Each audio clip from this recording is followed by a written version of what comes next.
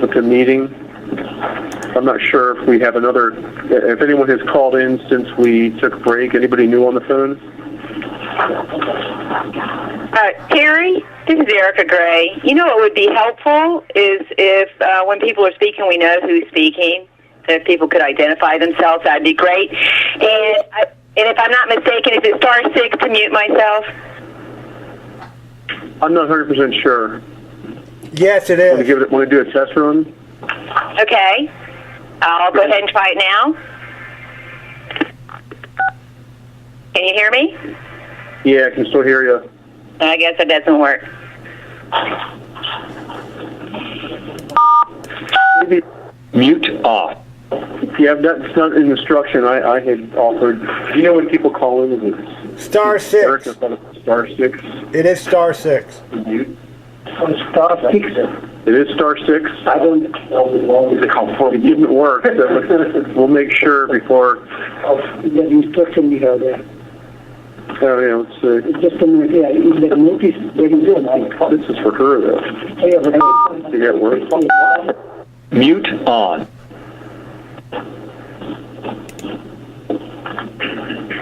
Press *6, mute, unmute individual line. All participants must use a touchtone. If you're using a touchtone phone, following features are available. *6 to mute and then unmute. It says it here. It didn't work though, Erica? Normally I can hit you *6 and it works, so I'm not sure. You want to move ahead without verifying? Yeah, go ahead. I'll try it in quiet. Thanks. And there's a suggestion that we all identify ourselves when we're speaking. That'd be a nice gesture. Very nice. Yeah, I just kind of did, but please try. This skip Schmidt to GH. Aishan, have you joined yet? Yes, this is Aishan Lu. GH. Aishan, we'd like to go back to the film slide. Is that okay? Yes, that was. We're going to go back to. Aishan's responsible for that. You're kind of breaking up. 17. To slide 28. Thank you. Aishan, this skip Schmidt again. We started talking about slide 28, which is the 37217 on that's the right one, right? On the scaling. And there was some additional questions having, again, the way we were trying to address it, we believe the nonlinearities would all be covered in the SSDP analysis, but the staff has a couple questions about when we avoid Nastran, if there could be some other place where if our method might not be conservative. So I'm going to let them ask because I'm not smart enough to ask it correctly. So, but now we'll come. All right. So basically what Skip said is you're skipping the Nastran step. And so you are scaling certain output from Nastran by certain scaling factor that comes out of the ratio of site-specific to DCD. But you're doing it, I guess, at a floor-by-floor basis. And so what we're trying to figure out is when you look at force resultants such as floor bending moments and floor axial forces that depend on all the floors above that elevation, given that each floor is going to have a different scaling factor, what scaling factor do you use to account for that?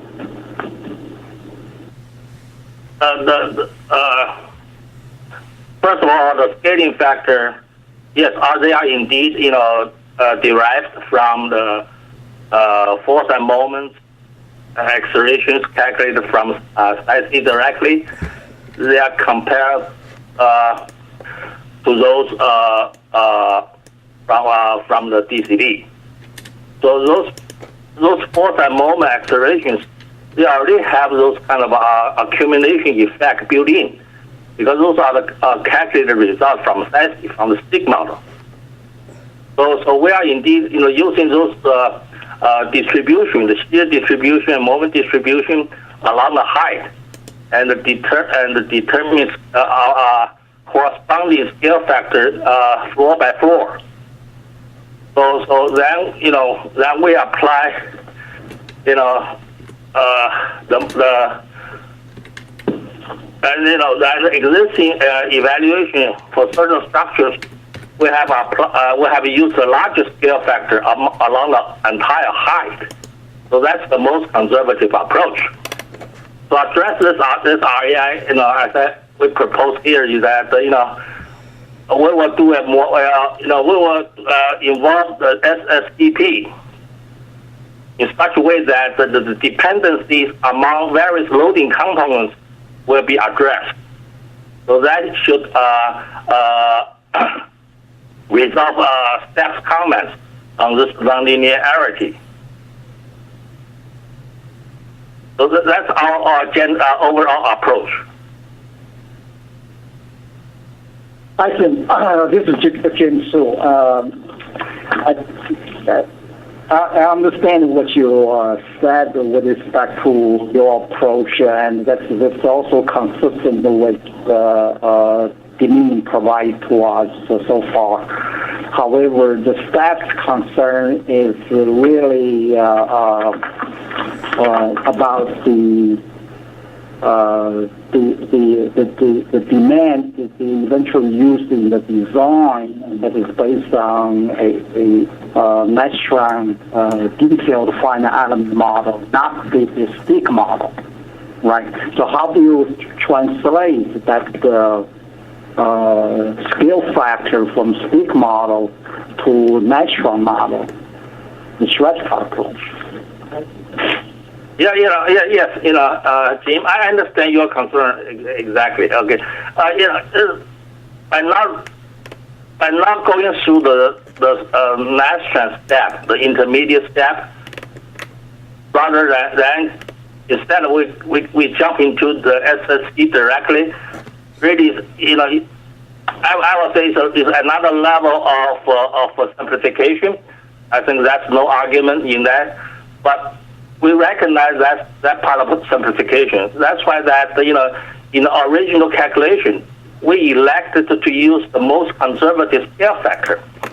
So in this alternative approach, we are trying to use this SSDP to supplement our original approach, i.e. that the scale factor, the most conservative scale factor applied to the most heavily stressed elements, in the structure. We believe that is more than conservative. Yeah, I think I mean on that argument, I think the staff may not agree with you. It's the most conservative approach. I think if I would do this problem, I would identify the calculate all the scale factor and just use the one maximum scale factor to the Nastran model across the board, and that would be the easiest way if you can live with the outcome. Right?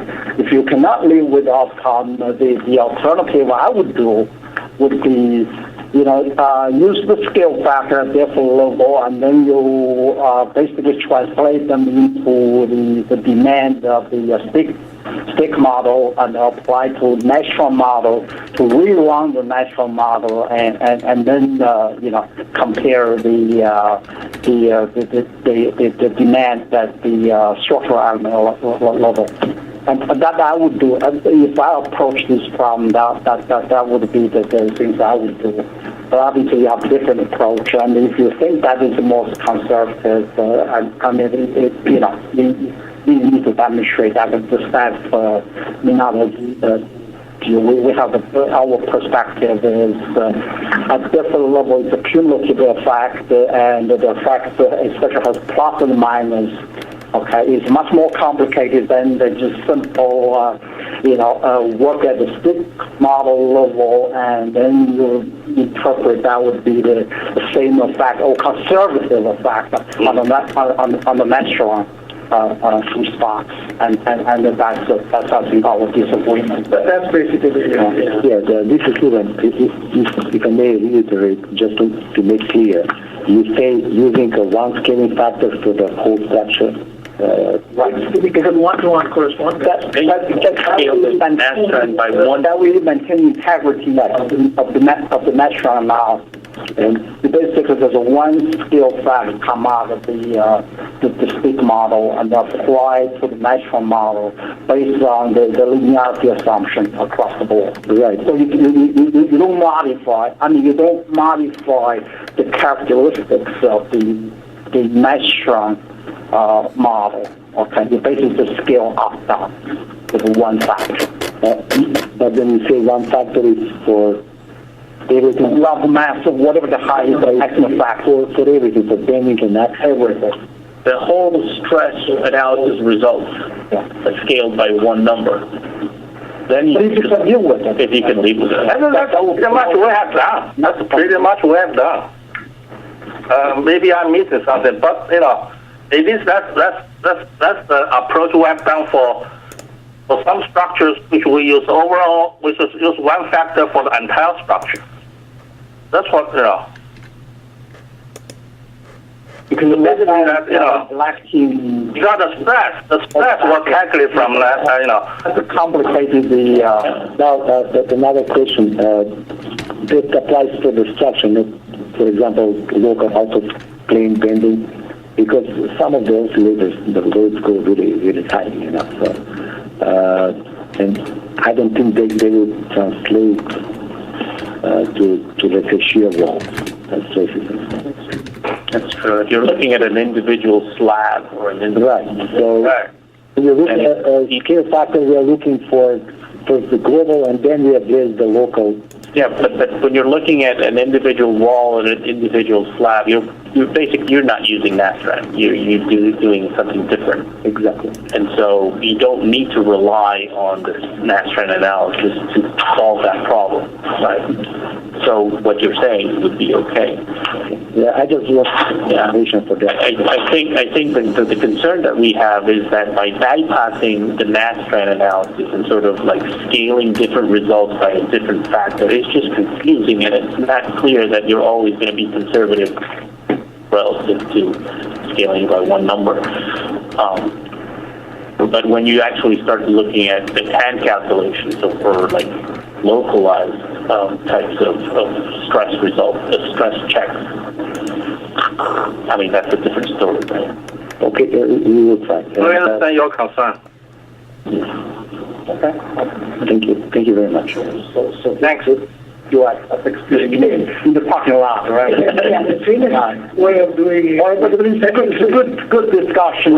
You run the whole That's all the questions. The cleanest way of doing it is whatever you are getting, whatever we give the GCD, put it in your master and see what happens.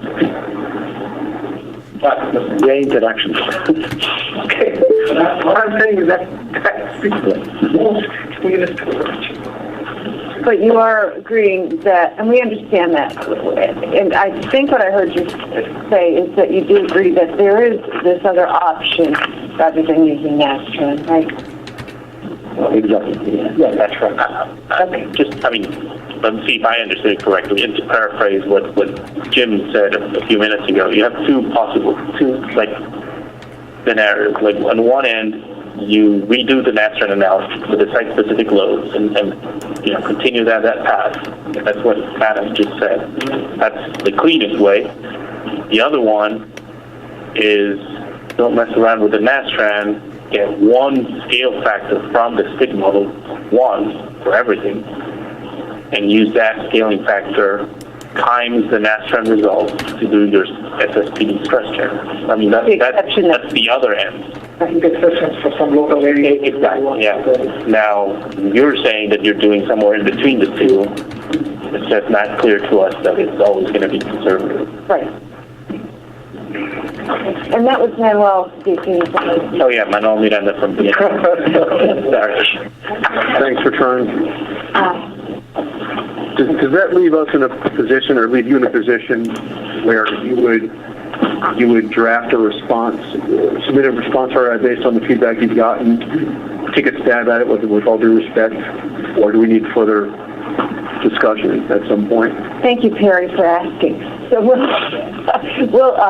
have to go back and talk about it. It sounds like that's an approach that we can take, just the feedback that I'm reading from Lubin and Aishan and Tanya, but we certainly would like to go back and confirm that before that for sure. And also say why it is Google consultant. Of course. Yes. And this is Gina Borsch from Dominion. Okay. That's good. Thanks. Thanks, Aishan. Aishan, are you going to stay on for a while? This is Gina. Yes, you can see. Oh, good. Okay, great. Okay, what's next? So, What's next, please?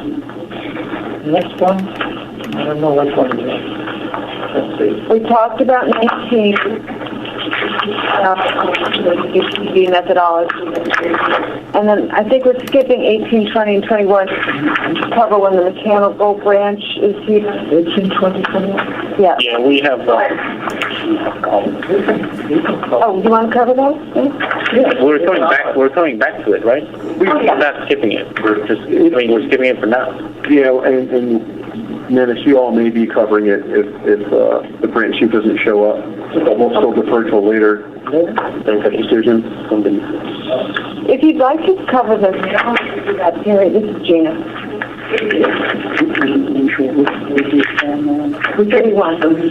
31. 31 and 32. Well, my interest is that, aside from RTD, supporting still interest, central pools are interest, and PCCS condensed design is also our interest. So I think we can cover those. Okay. Except maybe the RTV part, if they have any questions, they can. Okay, well, let's cover these then. Give it a shot. For those of you on the phone, this is Gina. We're on slide 31, and Skip Schumett from GEH's institution responses to 3 RAIs, 18 and 20. Okay, Skip. Okay, so again, this is Skip Schumett from Hitachi, and these questions, 372, 18, 20, and 21, are all very similar. Evaluation of equipment and components to take into account the departure of the CSDRS for the North Anna 3 site conditions. If you go like to 32, slide 32,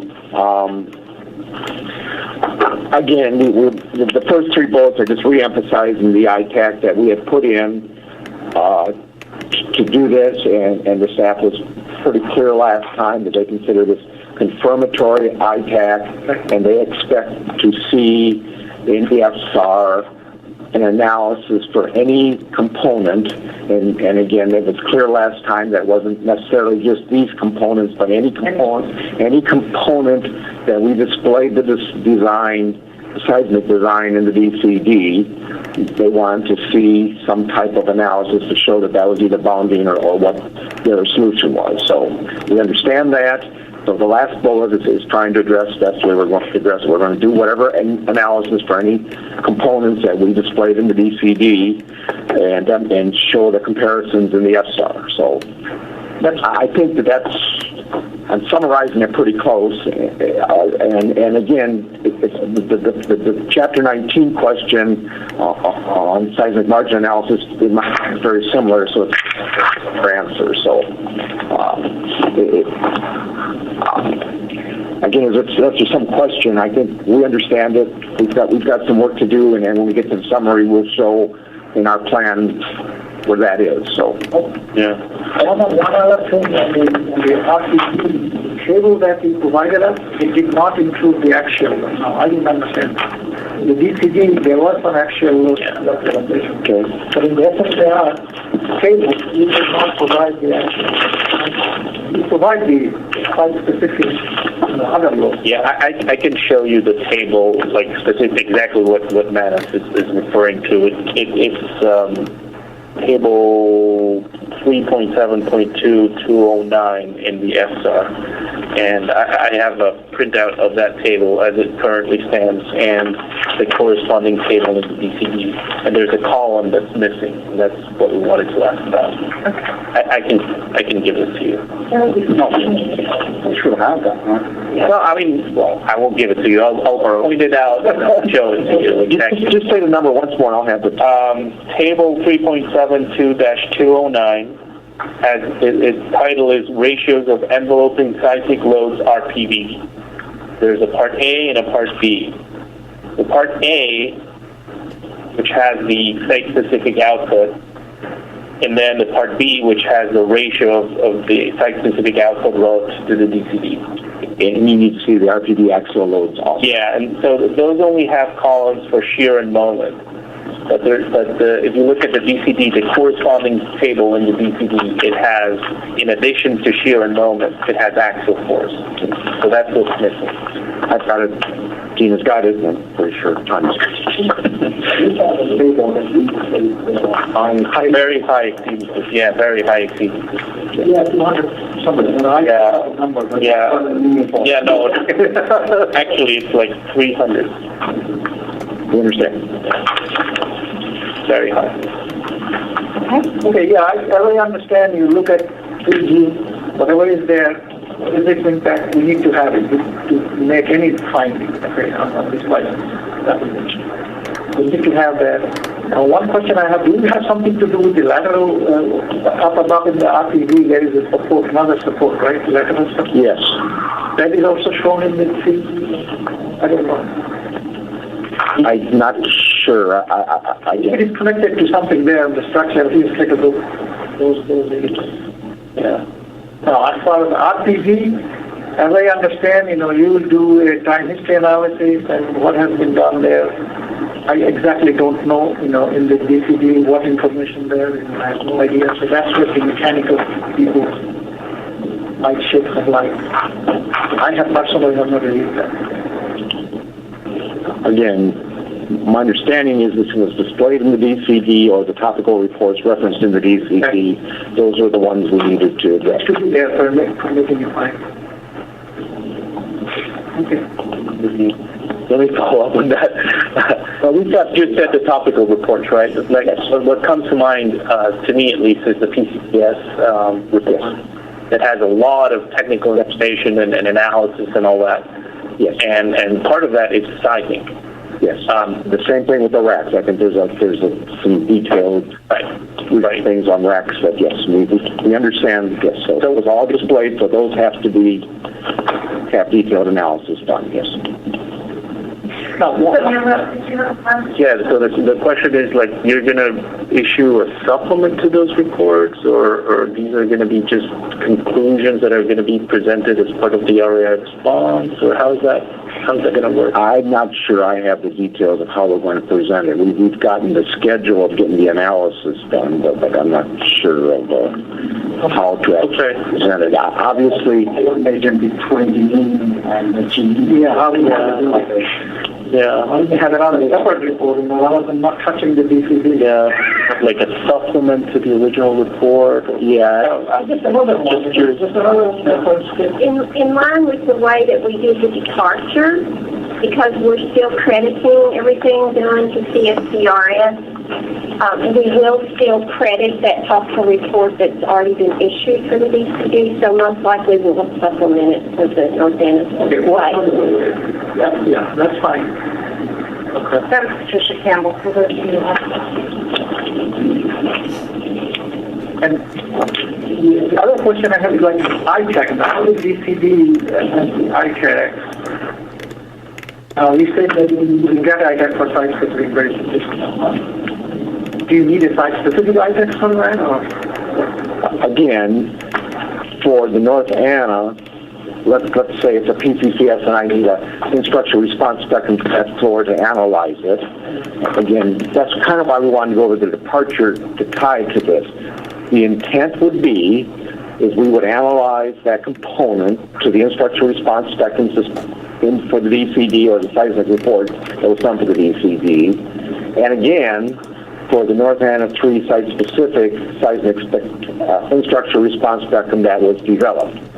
Not an envelope, separate, but that component has to take everything that would happen from that DCD spectrum, so that makes, again, going back, I'm getting a little bit into Patricia's world here, going back to our SSE definition, that there's a CSDRS and the North Anna 3 spectrum, to follow that all the way through, back up to that component up near the reaching floor, it's going to be analyzed for both. So we have an SSI that gives us an instruction response spectrum up there. We have a DCD SSI that gave us one for the CSDRS. It'll get analyzed for both. And this ITAC, that's what it said it will have to do. But again, you want to make sure, as I understand your concern, that the way it's designed in the DCD, that ITAC is going to pass.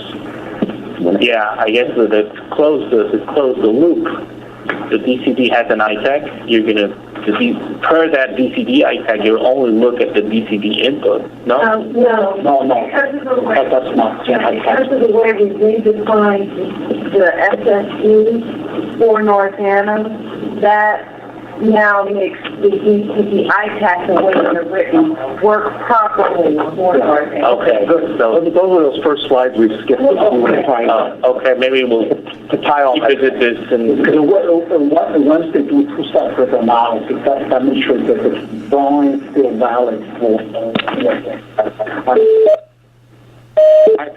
verify either a cured or constructed component. Same as the design, conform to the design. The design was already demonstrated. I'm not sure that's what they're saying. I think that's what it is.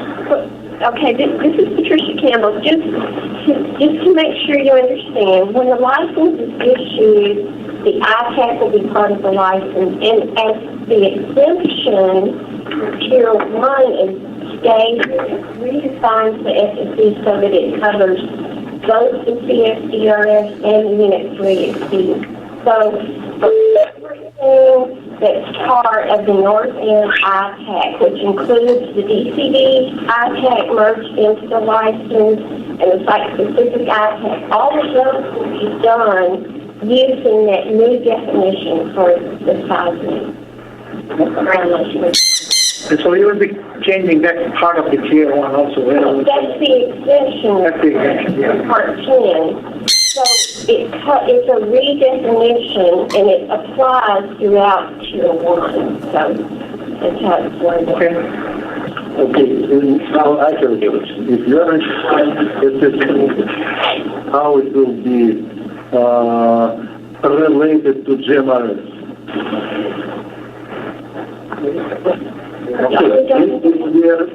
They are redefining SSC.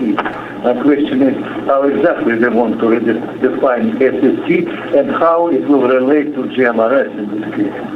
Because GMRS is not part of DCD. That's a COL. That's the COL, yeah. That's what I'm asking. How it will be. You're asking for COLA, for North Anna. Yes. So the way the SSC is defined is both the site-specific GMRS and the CSDRS, both of them. Not the GMRS, that's first. It's the first. Depending on their consistent with GMRS and the CSDRS.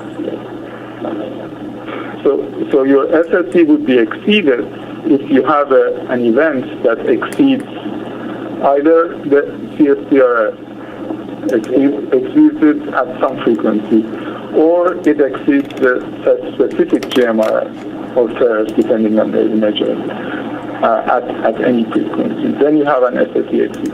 If you have an event that falls completely under the CSDRS, or it falls completely under the site-specific GMRS, then you don't have an exceed. Okay, we need to continue this better relation with operation. Right, and 1/3 of that is... Yeah, we have a question. Yeah, but that's okay towards the end. So which one is the next? I understand now. 18, 20, and 21.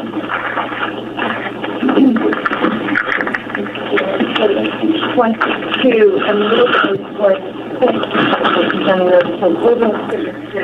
20.